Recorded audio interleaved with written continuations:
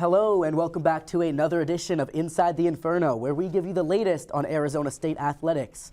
I'm Mason McKenzie, and alongside me is AJ Gonsalves. AJ, I'm excited to share the desk with you for my first time, and it looks like we've got a great show ahead of us. Yeah, you know, it's only fitting, Mason, that with the Daytona 500 on Sunday, winter sports are quickly nearing their final lap of their seasons, and the spring sports, well, they're just starting to heat up. Arizona State finished the 21st edition of the Kajikawa Classic with 3 straight victories. On Friday night against the Texas State Bobcats, infielder Nehata Lewis's home run in the second inning gave ASU a 3-run lead in the bottom of the second. Texas State tacked on 2 runs in the 4th inning. However, that was the last run to cross the plate, as the Maroon and Gold held on to the win. On Saturday, the Sun Devils run-ruled Northwestern 8-0 in 6 innings. Catcher Samantha Swan hit a 2-run home run to cap off a 5-run bottom of the 6th frame. The junior finished with 3 RBIs on the night. Arizona State closed the tournament with a 4-3 comeback win over the University of Memphis. After trailing by 2 in the 7th inning, the Sun Devils scored 3 runs, completing the comeback thanks to a walk-off RBI single from infielder Katie Chester to claw victory away from the Tigers. Well, as you can tell, excitement is sky high for ASU softball in 2026. The number 22 ranked Sun Devils are led by their workhorse on the mound, none other than Kenzie Brown. For more on Brown, here's our Cash for Cy. That's right, AJ. Pitcher Kenzie Brown proved precisely why she was named to the Big 12's preseason team. The senior also found her name on Softball America's preseason second team and D1 Softball's preseason first team. With that, Brown had monumental expectations heading into 2026 following a junior campaign where she went 19-8 in the circle with a 1.28 earned run average, a 0.898 whip, and nearly 300 Ks, and she's already exceeding those numbers. In 4 appearances, Brown has already garnered 40 strikeouts in 20 innings pitched. Her ERA sits at 2.8, and her whip is at 1.05 in what looks to be a season that has huge implications for her future professional career. It looks like a lot of pressure will be on Brown's shoulders going forward, and she's here for it, evident by her 13, 12, and 14 strikeout performances versus then number 4 ranked Oklahoma, Northwestern, and Indiana, respectively. That, combined with a relief appearance against Texas State that resulted in a save, is why Brown was awarded Big 12 Pitcher of the Week, the first since Lindsay Lopez won it in the Pac-12 in May 2022 for the Maroon and Gold, and she's far from finished. Back to you guys at the desk. Thanks, Cash. Well, Sun Devil softball is on a roll. They're now hosting the Littlewood Classic. Our Tyler Wargo has more. That's right, Mason. The Littlewood Classic began yesterday as the Sun Devils pulled off a win 11-5, hosting Portland State, as well as defeating Indiana 7-6. Last night, Sparky found itself trailing 3-0 in the bottom 5th frame. Then, outfielder Kaylee Pond delivered her team-leading 3rd home run of the season, putting her side up 4-3. An inning later, another 3-run blast extended ASU's lead to 3 thanks to catcher Emily Shep, paving the Sun Devils' win over the Hoosiers. Arizona State has 4 games over its next 3 days, taking on the University of Nevada tonight, followed by 2 games on Saturday, one being a rematch against Portland State and the other against the University of Pacific. The Maroon and Gold will take on the Tigers again 12 hours later on Sunday to close out the tournament. The Sun Devils have 6 wins and 1 loss. If ASU leaves this classic sweeping its opponents, then that would be the best start through the first 11 games for the Sun Devils since 2021 season, when Arizona State began the season 17-1. Back to you all at the desk. Sticking on the diamond, but now we are going to head over to Phoenix Municipal Stadium. That feels refreshing to say, because ASU baseball is back in action today as they will take on Omaha with first pitch scheduled for 6:35 p.m. local time. Things on Friday the 13th could get quite spooky. ASU manager Willie Bloomquist announced Thursday that Tempe native and formidable southpaw Cole Carlin will get the nod for the opening night start. Last season as a sophomore, Carlin earned All-America honors from the NCBWA to become ASU's 135th all-time All-American. And the Mavericks, they returned their outfielder Henry Zappe, who led the team in just about everything you could think of, whether it's batting average, OPS, runs, hits, walks, and total bases last season. Sparky opens the season on a 7-game homestand. Now moving over to the hardwood, Sun Devil women's basketball defeated Utah 71-61 at Desert Financial Arena on Wednesday. With the win, ASU improved to a 20-6 record on the season. This marks the first time the Maroon and Gold have reached 20 wins since the 2019-2020 season. The Sun Devils led for more than 38 minutes. Guard Gallup B. Elliott recorded the team's high in points with 19, including 13 points in the second half. And she added 5 rebounds and 4 steals.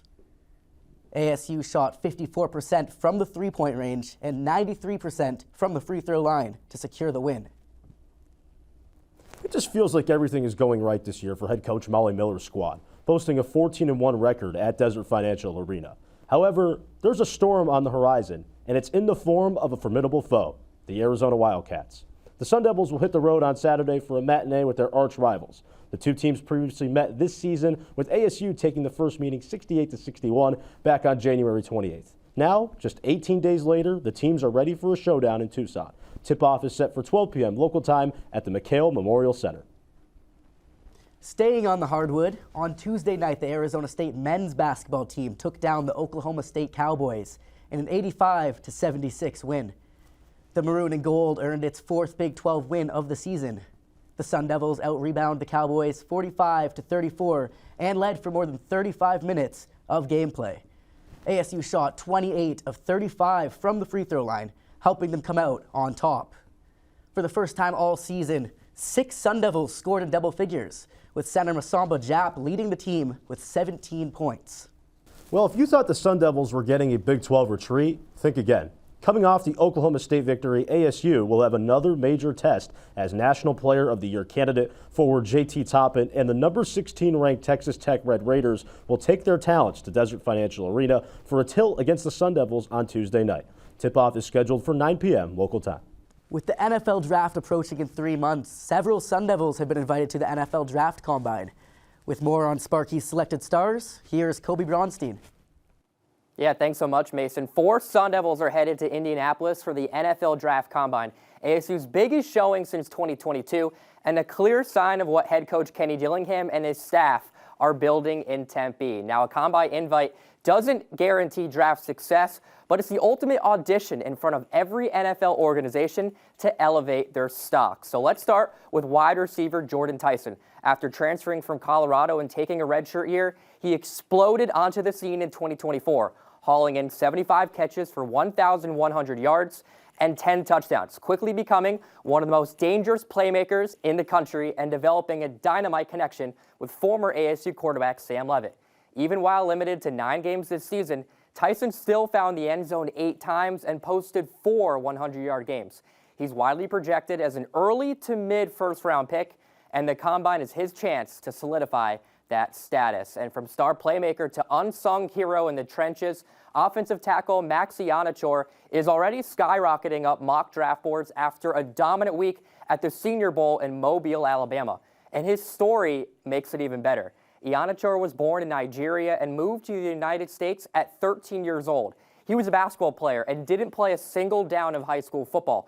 It was actually an AAU coach who told him, hey, give football a shot. And 2 years at East LA Community College turned him into a legit JUCO prospect. And when injuries ravaged ASU offensive line in 2023, he was thrust into a starting role. And since then, he's been elite, terrific the last 2 seasons. In fact, he didn't allow a single sack in 2025. Now he heads to the Combine with real momentum and is viewed as a late first or second round pick, awaiting an NFL team to take a chance on him just like ASU did. And that makes this story so amazing. And then there's quarterback Heath Abney II, who played 3 seasons at ASU, but it was the last 2 where he truly made his mark. In 2025, he earned first-team all-conference honors, finishing with 12 passes defended, 2 interceptions, and 2 forced fumbles. He also delivered in plenty of clutch moments, including a game-sealing interception against West Virginia. Most projections have him as a day 2 pick, but with his physicality and twitchy instincts breaking toward the ball, Abney is another guy who could raise his stock with a strong showing in Indy. And the final invitee is linebacker Keyshawn Elliott. Over his 2 seasons in Tempe, he was an absolute tackling machine. He racked up 98 total tackles this season, second on the team to Jordan Crook, and led the Sun Devils with 7 sacks. Elliott plays downhill, he plays fast, and he's just got a nose for the football. You turn on the tape, he's flying sideline to sideline and throwing his body around, making momentum swinging plays. Right now, he's a projected day 3 pick, but this is exactly the kind of stage where a high-motor linebacker can raise some eyebrows. So those are the 4 Sun Devils heading to the NFL Draft Combine. The event runs from February 23rd through March 2nd, with live coverage all week on NFL Network from Lucas Oil Stadium. And for these 4, it's just about the biggest job interview of their lives. Guys? All right, thanks, Kobe. Transitioning over to the ice, where Sun Devil hockey was swept away by St. Cloud State at home last weekend. With their NCHC playoff hopes in question, it really won't get any easier. Arizona State hits the road to take on the reigning conference and national champions, the number 4 ranked Western Michigan Broncos. And our Lachlan McTagg joins us live from Kalamazoo, Michigan, with a preview of this weekend's series. Playoff picture looks a lot different after getting swept by St. Cloud State last weekend. ASU sits in that 8th and final playoff spot, just 1 point up on the Omaha Mavericks. And they're going to be in tough here at Lawson Arena this weekend against the 4th-ranked Western Michigan Broncos. And head coach Greg Powers said earlier in the week that it's been a tough process for this young team, but recently he's liked what he's seen from forwards Carmelo Crandall and Sam Alfano. And again, the Broncos are surging at the right time. They're 8-2 in their last 10, and they're backstopped by Hampton Slukinski. The goaltender is the reigning NCHC goalie of the month for January. And the Broncos also own the 6th best scoring offense in the country, scoring at almost 3.5 goals per game. Definitely a recipe for success there. If ASU wants to have success, the power play will be a big factor. The Devils own the 6th best power play in the nation, but Western Michigan has killed off 15 of their last 16 penalties as well. So it should be a good one here at Lawson Arena. In Kalamazoo, for Inferno Intel, I'm Lachlan McTagg. Thanks, Lachlan. Well, AJ, that'll do it for another edition of Inside the Inferno. It's been a pleasure sharing the desk with you today. Well, for your first time, you did a great job. Couldn't agree more, Mason. And that'll do it for yet another edition of Inside the Inferno. Valentine's Day is here, so if you love everything Arizona State athletics, don't forget to follow us on X and Instagram at Inferno Intel, and check out our website at infernointelmedia.com. For Mason McKenzie and our entire crew behind the scenes, I'm AJ Gonzalez saying so long from Phoenix, and thank you for tuning in to yet another edition of Inside the Inferno.